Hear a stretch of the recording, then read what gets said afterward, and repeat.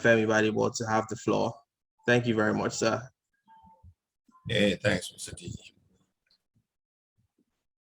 Good afternoon, everyone, and welcome to today's session. As you already heard, we had a very late turnout of people, and we're still quite short of the numbers we were expecting.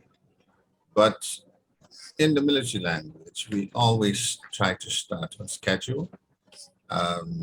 These services are for the benefit of parents and maybe caregivers and people who would be interested in what we're talking about.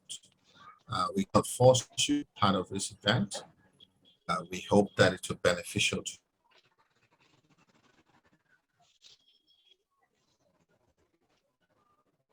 the cerebral palsy in this part of the world.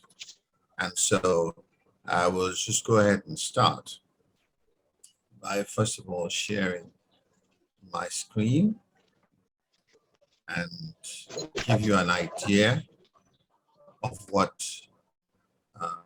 we want to talk about today. We're going to start off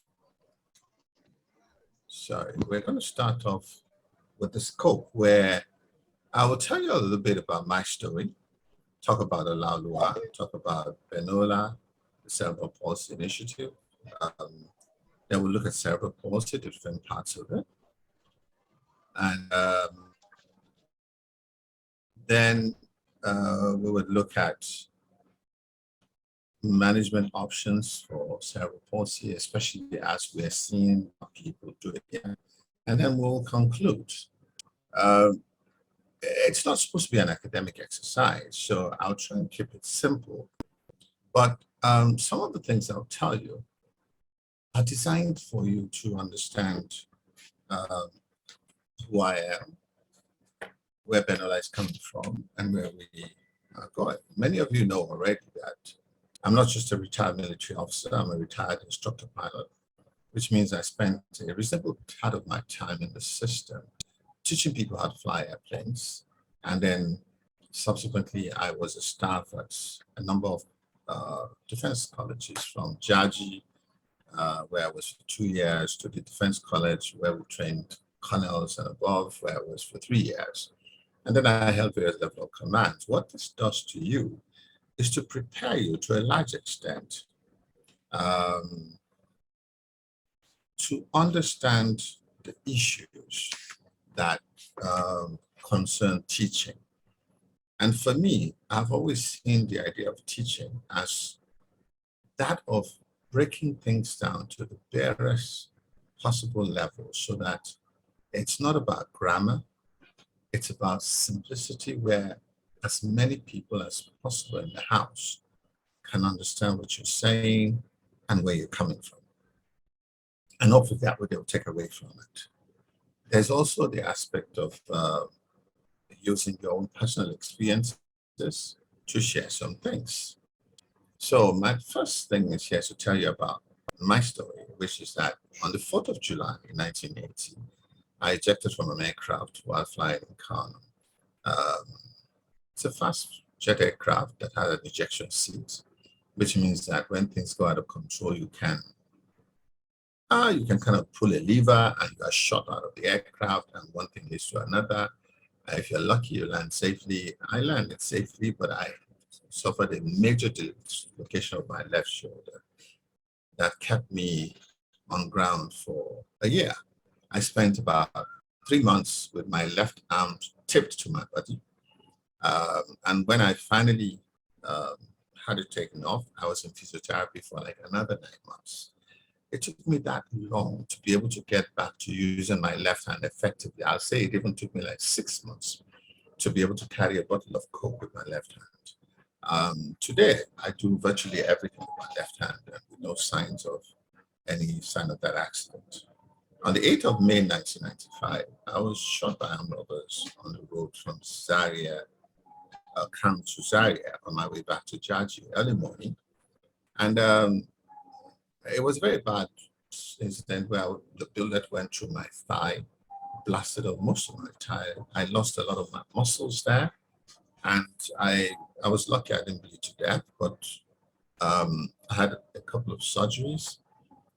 The first one was to stabilize me, where I was given about 8 pints of blood, and the second one was to kind of cover up the wound about 4 days later, where I had another 2 pints of blood. But essentially, I had a heavy dosage of antibiotics that got me back. And I remember that the surgeon who did the surgery, when he came to see me a couple of days later, I asked, what kind of sports did I play? At that time, I was playing squash. And he said, you will not be able to play squash because you've lost most of your muscles on your left leg, on your left thigh. But as it is, I exercise, I play golf continuously, and within a year, I found that I could drive, I could walk, and maybe after about 2 years, 3 years, I walk very well, and I can play squash now. I can do a lot of things, and unless you see me in shorts, you cannot really see the extent of the damage on my thigh. Now, what these things did to me is to show me the extent of what therapy can do to the human body. There is a natural expectation, but then when we work together with the therapist and even put in a lot of our own personal effort, we can actually defy the projections of our doctors or our therapists. And then came June 1996, the 14th of June exactly, when Laulu was born. That's the face of Benula. He was born premature, 35 weeks gestation, had to stay in the incubator for 2 weeks. And it was obvious from day one that he could not suckle. And there was a lot of management for 6 months until he was born in Kano. Until while I was in Lagos, then my wife was in Kano. And by the time they joined me in Lagos in December, one thing led to another.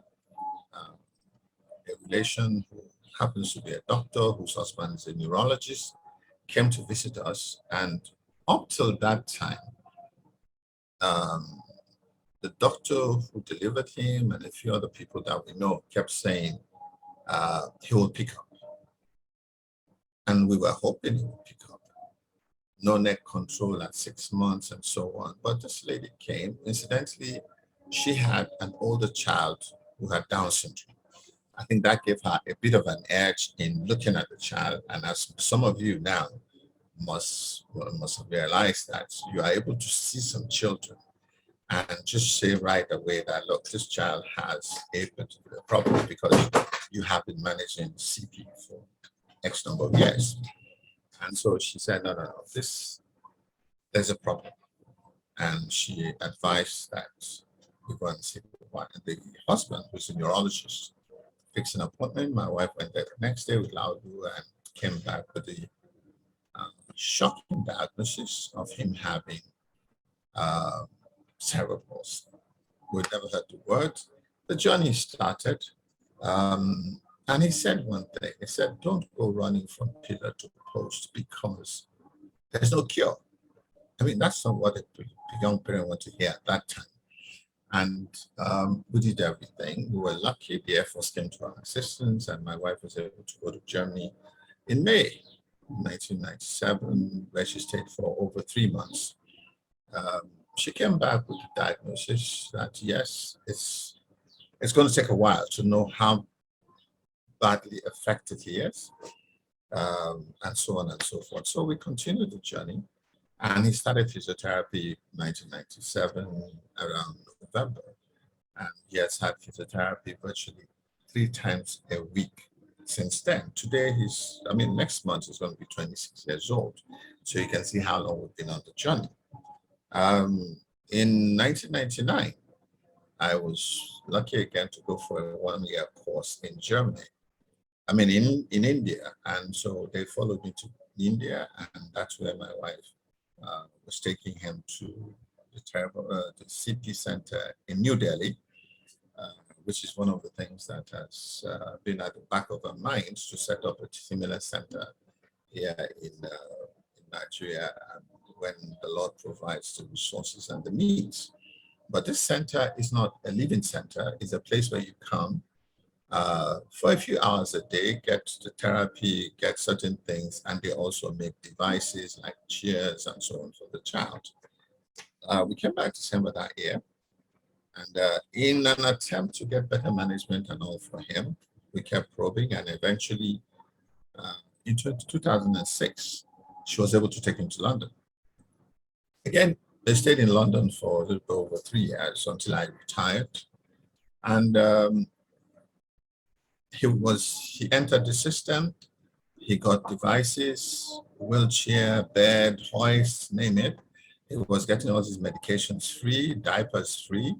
He was able to even go into a school where they provide a vehicle that came to the house to lift him every day and bring him back after work. They arranged for physiotherapists that came to the house, all on the government of England, and so on and so on, until, well, when I retired, my wife took a decision. There was no point just staying there, and I'm staying here. That's how they came back. But also at that time, he had developed a bad case of the scoliosis, which is the twisting of the spinal cord. Of course, he had also suffered the deterioration of his limbs. That is, his hip was already dislocated, his arm, his elbows, his feet were already showing signs of advanced deterioration because of the CP. And so we came back, and but we realized that for quite a number of years, he could only lie down and comfortably on his chest. And drooling and all that meant that he was constantly going in and out of hospital with bouts of pneumonia and so on. Plus, the way that the progression of the spinal cord was going, there was a chances that it was going to collapse his lung anytime. So we started looking for help, and eventually in 2010, February to be exact, we were able to take him to India for a scoliosis surgery. It was a long process because they had never done that surgery on a child that was non-verbal, which is what my son is. And it took a lot of persuasion for the hospital, and the fact that, okay, the father was also there, for them to finally agree. Of course, while he was there, we did all kinds of tests, and it was still having this bouts of pneumonia and all that. So it was constantly being treated for something. So it wasn't like we were just on a holiday in the hospital. But eventually they took a decision that if we were ready, and of course we were able to pay, they would try. They told us all the risks involved, and they did the surgery. At the end of the surgery, which lasted about 18 hours, he was fine. And they were so satisfied with his reaction to the surgery that they actually agreed to do a tendon release for his legs and so on. But two different physiotherapists, orthopedic surgeons had examined him, and they had seen that his hips were so badly dislocated that there was no way he was going to walk. So they didn't even bother about trying to correct his hips. And then when he finished, his medication at that time was, he had gone off syrup, so we're now crushing tablets. And you know that some of those tablets can be very bitter and difficult for the child to take. So that's how, at the end of the day, a decision was taken to also put a feeding tube in him, which he's still using up to now. It's a tube which I change every 3 months, 2.5 to 3 months, depending on the deterioration of the tube. Unfortunately, this tube is not available in this country. So we always have to go to great extents to buy 4 or 5 tubes at a time from UK, and currently we buy from the US, where it is actually manufactured. And, so that's where we are. By the time I retired and then they came on, there was the need to do something. And I had an opportunity both staying with the family and also seeing Laulu up close, I got to really understand what it was like for my wife managing him alone all this time by herself. So I decided I was going to do something from home, not go all the way to the airport, which would be very far from home. One thing led to the other. Some friends of mine convinced me to start an NGO, and that's how Benola came into being. But we had made up our mind at that time, because you see, from the time he was like about 4 years old, my wife had made it a point of duty to visit homes, um, homes for disabled children, motherless babies homes, old for homes for the for the aged, to bring support, to bring support, to do all sorts of things. And in the process, you come to the conclusion that yes, they're trying, but there's something that is wrong. The information about this disability is not out there. Plus, there's a need to do something to see how we could change the mindset, the perception of the people who are out there. And so we made up our mind that what we were going to do will be about awareness, advocacy, providing information, and if possible, counseling. So that's why we decided that Benola would not be a home for children. It would also not be a school for the children. As of that time, nobody was doing this. And we started off, we did a lot of work. We opened a website. We understood the role of the media and we quoted the media. And so a lot of information started coming out. And between 2012 and 2013, even 14, you could barely see a Nigerian child in public anywhere with cerebral palsy. You could hardly see, even in Europe and America, videos of children with cerebral palsy. But somehow, as our advocacy started to increase, things started to pick up. And we're glad to say that today, lots of parents are out there putting their pictures out, showing videos of even therapy sessions. And that's where certain issues have come up, which we have found very disturbing, and which, you see, it's not easy to come to you and say, Madam, Mr., or whatever, we don't think what you're doing is right. The level of experts that we have in this country who understand cerebral palsy, who understand its management, is very poor. But we have a lot of therapists, physiotherapists, and so on, even speech therapists, who either have learned online or they've learned how to manage adults and now try to bring this knowledge to manage children. It's part of the problem that we're seeing out there. And some parents are even copying these people and also doing it themselves and being proud to post these things online. So I'd like to start off, first of all, by just talking briefly about cerebral palsy. It is, if we talk about it, cerebral palsy is a traumatic injury to a developing brain, which includes the parts of the brain responsible for motor, control, coordination, and balance. It also affects some certain parts of the brain that affect motor control. The level of disability depends on the severity and timing of the brain injury, meaning whether it's in the womb, during delivery, or up to age 5. And it's very important that I mention this age 5 here, because we now have children who are suffering stroke above the age 5. They either have an injury, they fall sick, whatever it is, that now makes them show symptoms of a stroke, deterioration of some limbs, right hand, arm, leg, and so on, or even inability to speak after having gained neck control. And parents are, and even some doctors are treating them as cerebral palsy. It is not cerebral palsy. It is some advanced level of stroke that needs to be managed slightly differently. About 70% of children with cerebral palsy is caused, due to injuries before birth, or like I said, during birth, when for some reason umbilical cord is tied around the neck, the child stays a little bit longer than normal in the womb.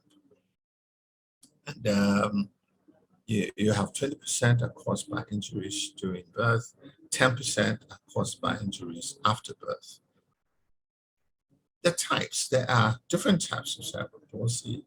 They are dependent on the part of the brain that it's affected, and each part causes specific movement impairment. The first one is spastic cerebral palsy, which is most common and affects as much as 80% of people with cerebral palsy. It affects the reflexes,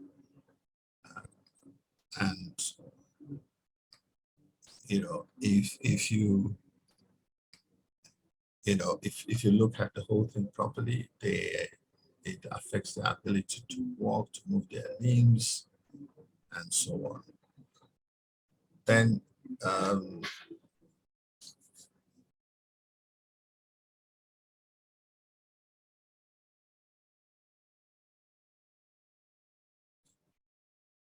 okay, sorry, I think I must have gone off. I must have gone off the screen for a minute there. So I was trying to talk about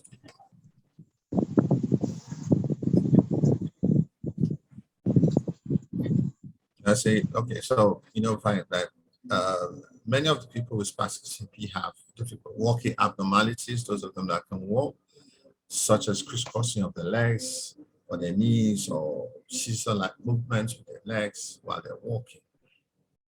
Muscle weakness and paralysis may also be present. The symptoms can affect the entire body, not just one side of the body. I mean, either left side, right side, lower side, or the whole body. Then you have dyskinetic cerebral palsy. Such people have trouble controlling their body movements. It also causes involuntary abnormal movements in the arms, legs, and hands. These are the ones that you'll see that they're trying to talk and the hands just move at will. I'll not mention names, but as you think about, especially the adults that with CP, you will see some of the symptoms are visible, especially when we see their videos. In some cases, the face and the tongue are also affected. And because the tongue is the most powerful muscle in our body, when it is affected, the ability to speak is also affected. It can make, like I said, it can also cause movement of the limbs and so on. In some cases, the face and tongue are affected. The movements can be slow. Within it can also make it difficult for affected persons to walk, sit, swallow, or talk. Then we have hypotonic cerebral palsy. This causes diminished muscle tone and will overly relaxed muscle. You see, most children and adults with CP tend to be very strong. They can lock into a position where until you cajole them, you cannot take something out of their hand, or you cannot get them to release something. But with hypotonic, they appear floppy all the time. They like ragdoll. Babies with this have little or no control of their heads. As they grow older, they may struggle to sit up straight. Results of breathing muscles. They can also have difficulty speaking, poor reflexes, and so on. Then we have ataxic cerebral palsy. This is the least common type. It is characterized by voluntary muscle movements that often appear disorganized, clumsy, or jerky. Persons with this form of CP usually have problems with balance and coordination. They may also have difficulty walking and performing fine motor functions such as grasping, holding objects, and writing. Then we have the mixed, which is where everything seems to be showing up in the body. Some persons have a combination of all the symptoms that I've mentioned earlier, which is called mixed. In most cases, such persons exhibit a mixture of spastic and dyskinetic CP. As we move on, we also have, I think, let me get back to my slides again. Okay.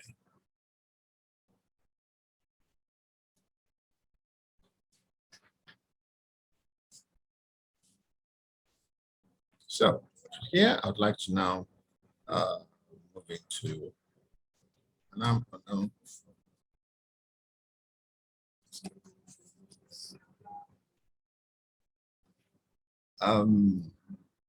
I'll have to talk about management. Because of the physical deterioration of the limbs and the hips, which I mentioned, we end up seeing situations where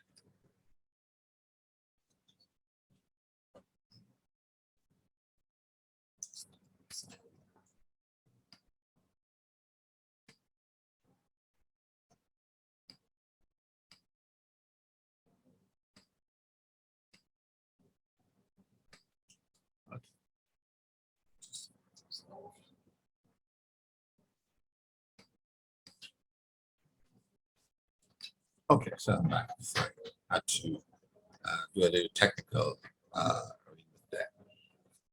Because of the physical dislocation, we find people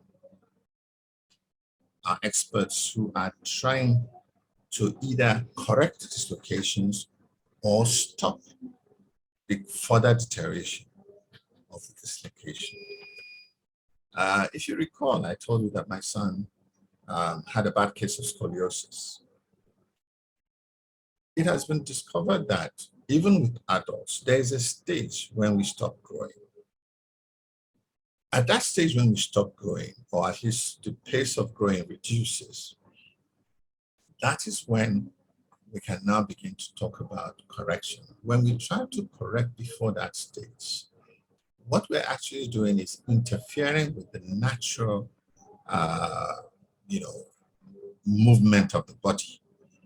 When a person has a stroke, for instance, muscles on one side become flaccid, loose, while the muscles on the other side remain tightened.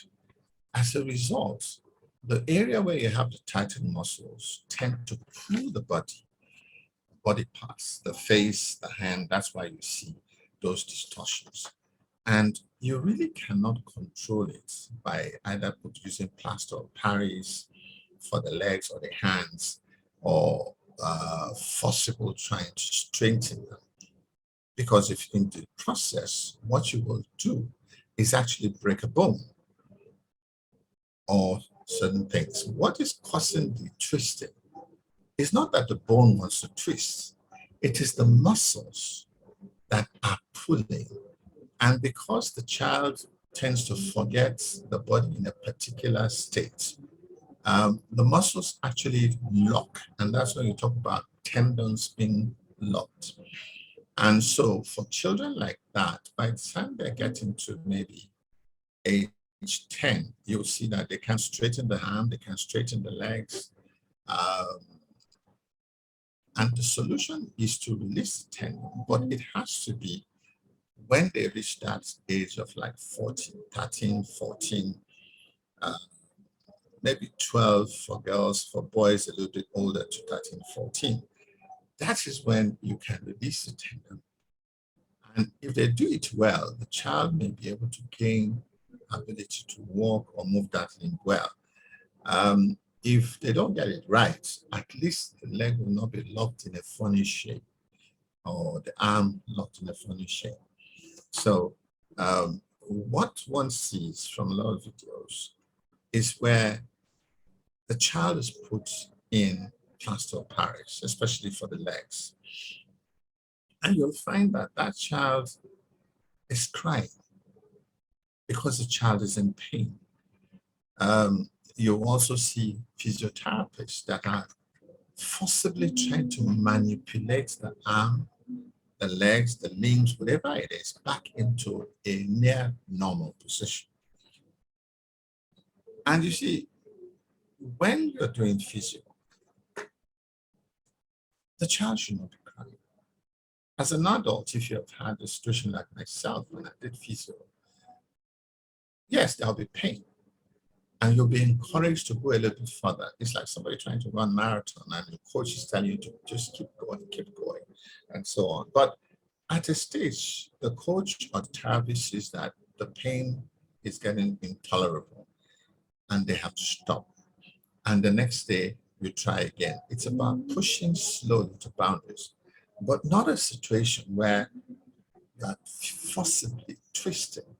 So for me, when a child is crying during physio, crying to the extent that the child is drooling and mucus is coming out of their nostrils and so on, the physiotherapist does not get it.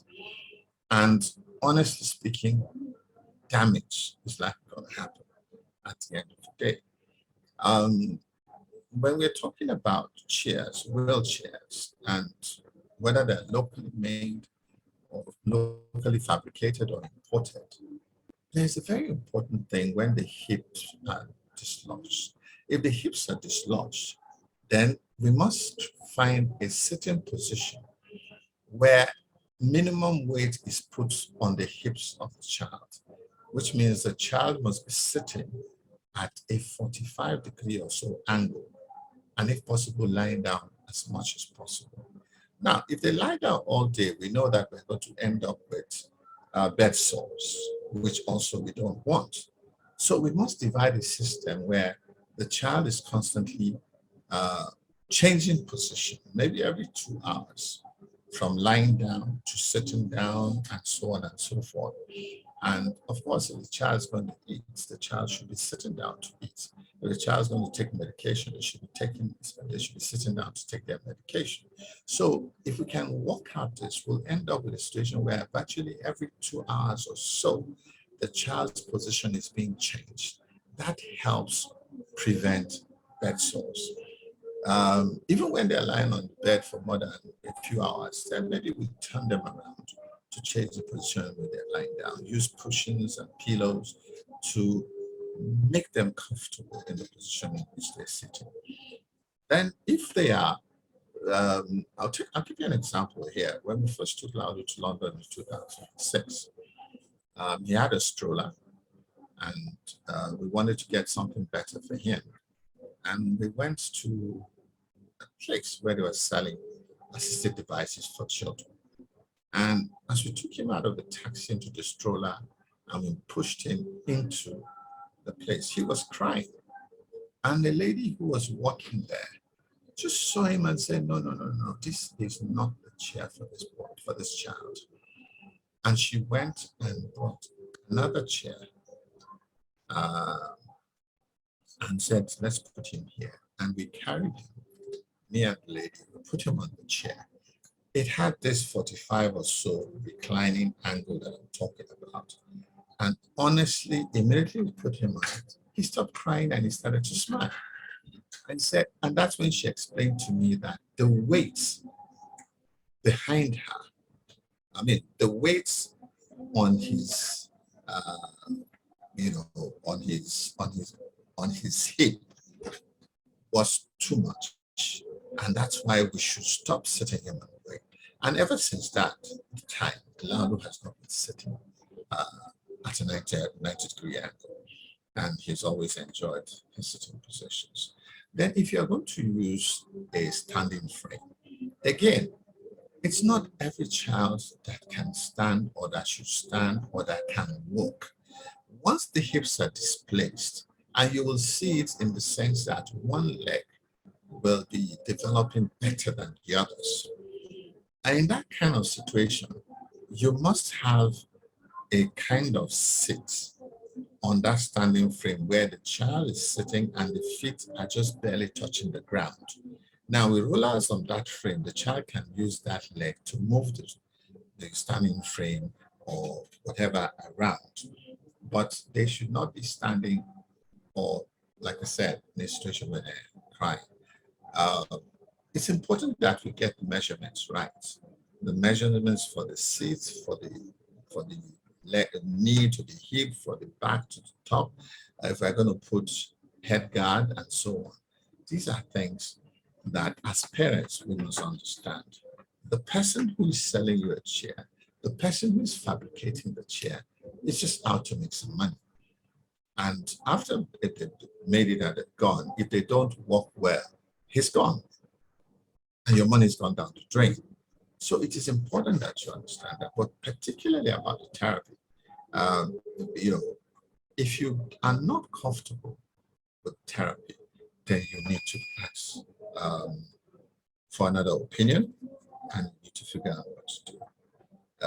Like I said, there's a lot of things we can learn from this thing about how we do this.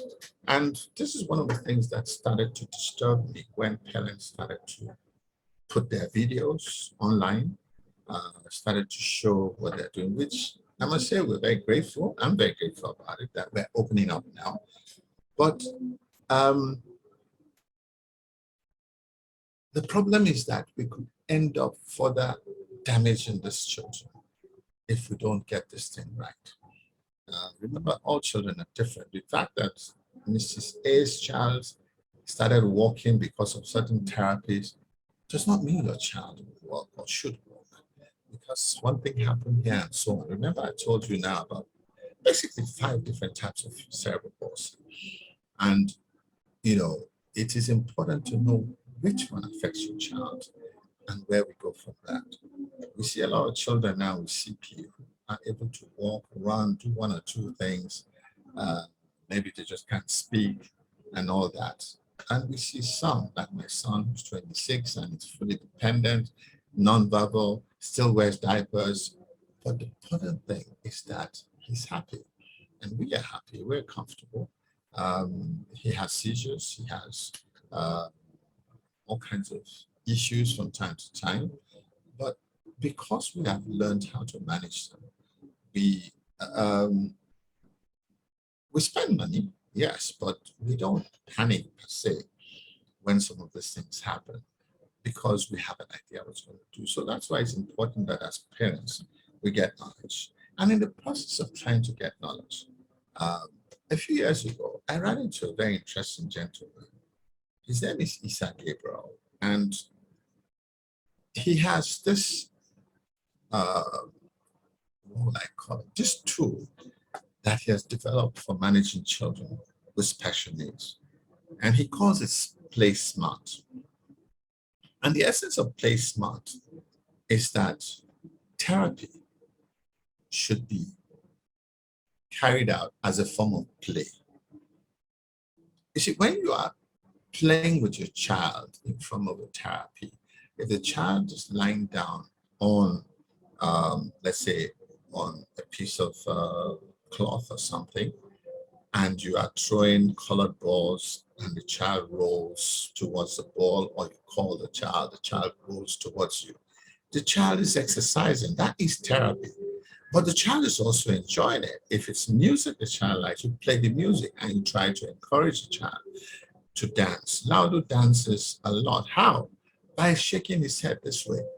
If you play music and he likes it, you see him shaking his head, and if you say, dance for me, he'll do it for you, and so on, of course, with a big smile, and so on. And those are exercises that we can do without actually stressing the child. The child is sitting down. If we know one arm is weak and we want to give him something, we insist that he picks it with the weak hand. The more he practices that, the better he becomes and the stronger that arm becomes, and so on. So let us continue to play smart with our children. Let's continue to do things. Remember, your therapist is going to charge you a lot of money for a 1-hour therapy, but you're going to be with that child 24/7. What it means is that you are the one who is ultimately in a better position to push your child to that level. And once you understand what the therapy is, particularly for children that are under 6 years old, don't let anybody manipulate your child in a way that they may actually, even if they don't break the bone, they could break the tendons. They could damage the tendons, damage the muscles, and so on. And then you end up with another issue that will continue to take you to hospital and so on and so forth and cost you a lot of money to manage. One thing I can tell you from experience is that the Nigerian doctor never accepts that he made a mistake. It's just like Nigerian mechanic, where they damage your car and you have to move on and look for another mechanic. So please, let us get this knowledge and let's do the right things. You see, by going online, by asking questions, by talking to people who are older in the game than yourself, hopefully you learn. And I'd like to sound a note of caution here. We even have some parents and some adults who are living with cerebral palsy who are now presenting themselves as experts. You see, until you study something academically, you're not an expert. You're just talking from your own experience. And you see, it's like, let me give you an example. If you have headache, you go to your pharmacist or a friend of yours, you're going to get maybe a Panadol or any analgesic. There are some weak ones, there's some strong ones, and hopefully the ache will go. But as time goes on, you will begin to see that you have taken the same medication, it's not going. That means it's a little bit more serious. It is only when you now begin to do research about headache that you hear about migraine, that you hear about other forms of crazy things, that you begin to understand that your headache could be caused from tiredness, it could be caused from hunger, it could be caused by all kinds of things. So it's not all about Panadol. Sometimes a good night's sleep will cure a headache. Sometimes a good meal. And like some people say, if you can give a little dose of naira that is a little, maybe sometimes being broke that causes the headache. So we need to understand the same thing about our children, about what is going on, so that when somebody presents themselves as an expert, where we should be able to analyze the person and come to the conclusion of whether we want to continue to follow the instruction or whether we should just quietly walk away and find somebody else. I had a recent incident where I posted something on my page on Facebook, and a doctor was quite upset because somebody was saying that we don't have enough experts. But the reality is we don't. But you see, every expert in Nigeria gets offended if you say we don't have enough experts. And because you are one expert here, you want to defend and pretend as if we have 1,000 experts to take care of all the problems in Nigeria.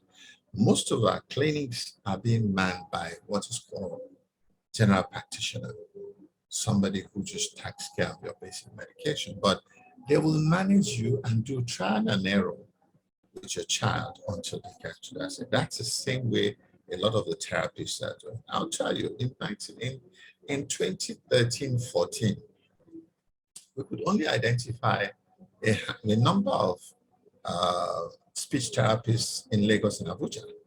And I say a number, I'm saying maybe less than 12. But within a few years, when it became fashionable that, oh, you need speech therapy, now we have loads of them. The issue is, what is their qualification? How are they trained and regulated? And so on. So please watch out for yourself. So I'd like to conclude what I've said here by saying simply that not every child can walk, not every child can sit, not every child can talk, no matter what we do. And as parents, we must understand that the earlier we understand the category in which our child falls into, the more we will be in control of the therapy that our child is getting. Of course, every child can learn, but most of them will learn at their own individual pace. That means we don't compare A with B. A is doing very well, B is not doing well. We need to understand that sometimes we need to come down to the level of B and identify what the issues are. As I speak with you, even on Monday, I was talking with a gentleman for a couple of hours in the aircraft. And by the time he told me about his 30-year-old son who had struggled through primary, secondary, university, and had just finished NYC, quote unquote, but cannot go look for a job because he's not sure he can perform well at an interview. Meanwhile, this boy had told him at the end of secondary school that what he wanted to do was to learn to be a mechanic. But because this guy was embarrassed that his son being a mechanic, he insisted on pushing him through 2 universities. He was pulled out of, he was asked to withdraw from one. Again, they went to another one. Eventually, you know, this kind of let my people go kind of country. And I just looked at him and I said, my friend, your son is autistic. And if only you had caught this information through proper diagnosis when he was 6, 8, 10 years old, God knows where he would be now, and so on. So this is the problem a lot of us are dealing with our children, in terms that we're trying to get them all to be like somebody else. And you see, when your child is nonverbal, please, it doesn't mean that their brain is not functioning. There's a lot that they can do. They understand, you can communicate with them. And that's why we have sign language. That's why we have body language and so many ways that we can begin to figure out what exactly tickles their fancy. And in today's age, we're also dealing with the reality that education is no longer about English and mathematics or sciences as it was done before. Education now is about identifying the potential of the child and helping the child to become the best version of themselves. And that's why you see what we call prodigies abroad, children who are great instrumentalists like pianists and drummers and so on at very early ages. Children who are great dancers, children who are great artists, who can paint, who can draw, who can sculpt, because somebody took time to identify that trait and decided to let go of the other things. Because when you're forcing the child to do what they don't want to do, they're not happy. You're stressing them, you're stressing yourself, and only God knows what's happening in the home. But once you connect with what they want to do, it becomes a very fun journey all the way, and you'll be able to tell people, oh, he can do this, he can do that. Forget what he cannot do. So what am I saying? Let's accept our children as normal. Let's accept them for who they are, and let's begin to know them. Let's meet them at their point of need. Let's provide the best quality of life that we can afford. And I mean that, that you can afford in terms of food, in terms of medication, in terms of therapy, and so on. Let us continuously help them to become the best version of themselves. Ladies and gentlemen.